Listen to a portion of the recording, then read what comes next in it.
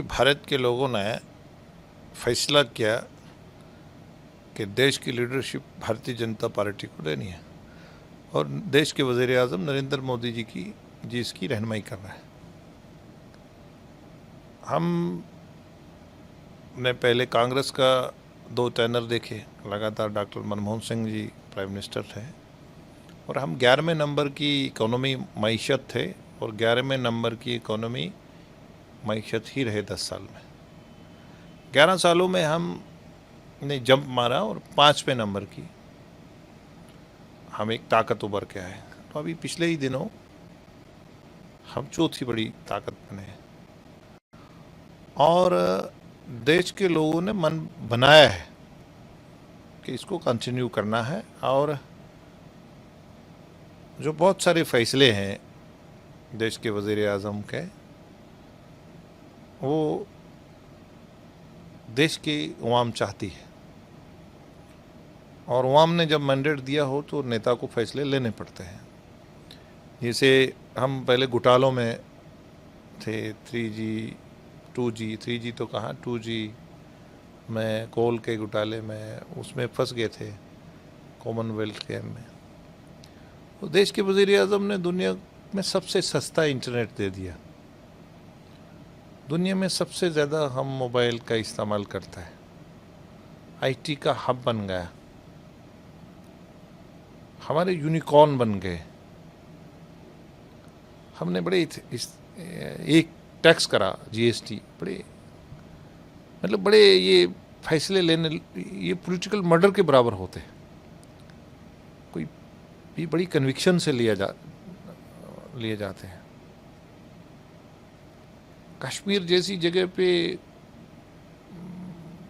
बहनों को, महिलाओं को अपने बाप की जायदाद पे हक नहीं था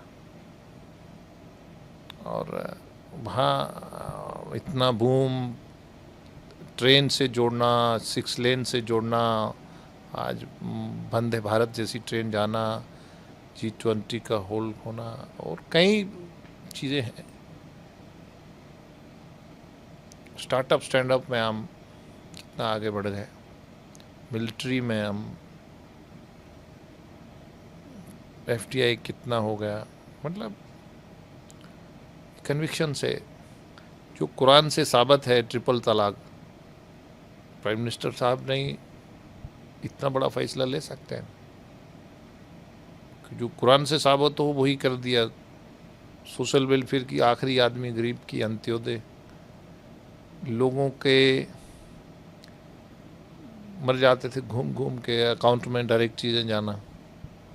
करोड़ों लोग, जब हमने वॉशरूम, ये शौचालय बनाना शुरू करे, ये हंसते थे। तो करीबन 12 करोड़ के करीब शौचालय बनाना,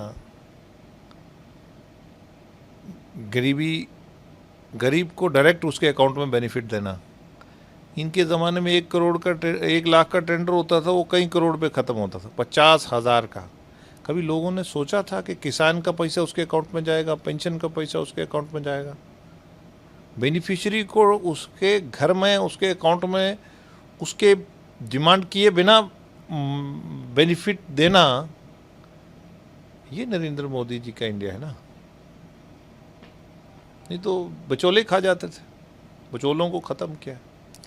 जो कॉन्स्टिट्यूशनल बॉडीज़ हैं, ऑटोनोमस बॉडीज़ है, इलेक्शन कमीशन ऑफ इंडिया, उन पे सवाल नहीं उठाने चाहिए और अगर कोई बात है तो उनको प्रैक्टिकली सामने लानी चाहिए, इल्ज़ाम नहीं लगाना चाहिए। ठीक है, लोगों ने नहीं वोट दिया तो फ्रस्ट्रेशन लेवल नहीं बढ़ना चाहिए, कुछ कंक्रीट मुखालफत करनी चाहिए। तो उनके पास डाटा है, ऐसे ही for the sake of oppose ही करते हैं। तो काले इल्ज़ाम ही है, इसमें तो कोई वज़न नहीं है। कुछ कंक्रीट मुखालफत करनी चाहिए। तो उनके पास डाटा है, ऐसे ही for the sake of oppose ही करते हैं।